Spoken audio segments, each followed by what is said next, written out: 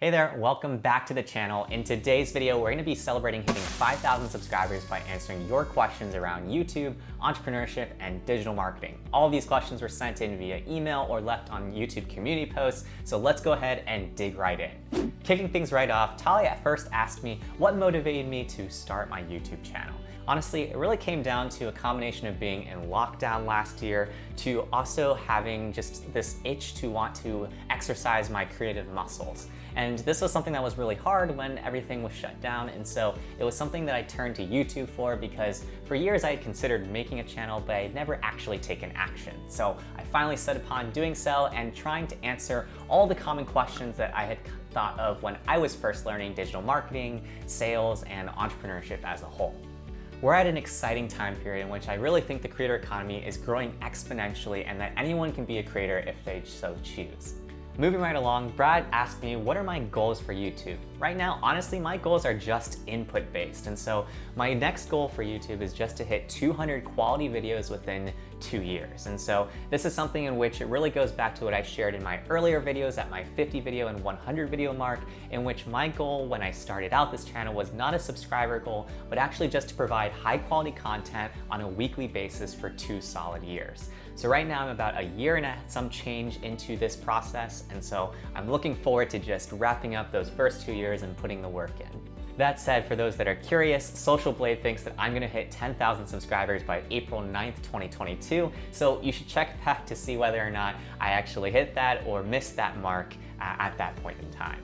Peter asked a question of how do you speak for so long sometimes without stopping? Honestly, this just comes down to practice coupled with some helpful and effective video editing by my editors. This is something that simply takes a little bit of time and you get a lot better at with more repetitions. After I had done 100 videos, I became much more comfortable in front of the camera, and then coupled with my past experiences, I grew up doing a lot of public speaking in school and in competitions and such, and so that was really helpful, along with having run a team of 25 people where I was doing weekly presentations to my team.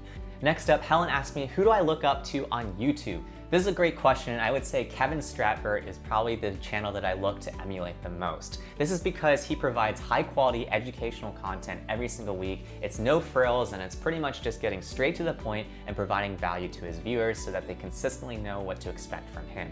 It also doesn't hurt that he's an early subscriber of this channel. I think he subscribed back when I was first starting out and I was leaving some comments on his channel, but I just really value how Kevin has gone about building his channel over the years, and personally I think that I would be good friends with him if we were to actually know each other in real life. Aside from just his quality of content though, something that I think relates closely to me is that he spent the bulk of his career in the tech world when I also come from the tech world as well, and so it's just having some similarities there and seeing a creator that's a little bit further ahead of you in their YouTube journey.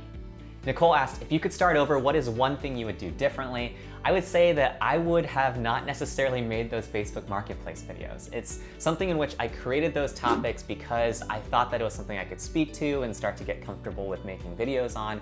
But what I quickly realized was that you never really know which of your videos are going to hit it. And in that case, I kind of struck gold on my first few videos, and those actually became a large driver of my views. And so it led me down this rabbit hole where I had to create a ton of Facebook videos to keep the momentum there, and I didn't necessarily feel all that passionate about that particular topic. So if I were to start all over again, I would focus on just one core theme of my channel. It's something that I'm still working on because personally I struggle to talk about the same thing over and over again, but I think that that's really what helps you build momentum on YouTube in the early days. All right, that covers the YouTube questions. Now let's dig into the entrepreneurship questions. So the first question is from Andrew, who asked, how would you encourage someone to cultivate their entrepreneurial skills? What I'd say here is don't make it rocket science. Just think about 2 or 3 things that you're particularly good at, and then create a certain offer or service that you think might be valuable to people that aren't as good at you at that particular thing. That's one of the best ways that you can start to hone your entrepreneurship skill set, because essentially what you're going to be teaching yourself are all the fundamentals to what it means to actually create a business of value. Business ultimately comes down to creating value for another person and packaging that in some sort of way that's helpful and creates a win-win for both you and for them. I think a lot of times people overcomplicate things. They spend way too much time watching videos about entrepreneurship, and they don't realize that taking a step back, a business is ultimately identifying a problem that you think that you can solve for. From there, creating a product or service that can help solve that. finding the people that you think would be finding this particular offer or service helpful, and then from there actually delivering on that product or service. The next question is, Ryan asked, how do you know so much about a variety of topics like digital marketing and sales? Well, Ryan, the honest answer is I had to learn it by myself. It was at a time in which I was working on a business where we had no customers and no revenue, and so we had to find a way to generate that, and we didn't have all that much money to find these sorts of new prospects. And so I had to dig into different books, blogs, and so on to learn everything by myself and then get those experience points. And so I spent those first few years literally talking to a ton of prospects, pitching multiple times over, and then generating the first few million in sales before then scaling up a team of 25 people that essentially helped me scale that business as well. And so just from having that experience, being open to experimentation coupled with outside learnings and things like that allow me to know what I know today. Tina asked me, what do you think makes a great entrepreneur? This is a really good question, and I think my answer would be that a really good entrepreneur knows themselves really well and they double down in the areas where they know that they excel. And then what they're good at is identifying other people that they can bring into their team to bolster the areas where they're weak at. In other words, it's by doubling down on their strengths that they're able to create immense value for their customers. And this is just a skill that different entrepreneurs have different varying levels of ability in identifying, but I think that the great ones are always really good at this. These entrepreneurs know that if they just provide a world-class experience, that everything else will follow in terms of those traditional measures of success. Before we head into our last section for today on digital marketing, if you're finding value out of this Ask Me Anything, do me a favor and hit that like button below. Drew also asked, can someone hack my site? If yes, please tell me how we can protect from this attack.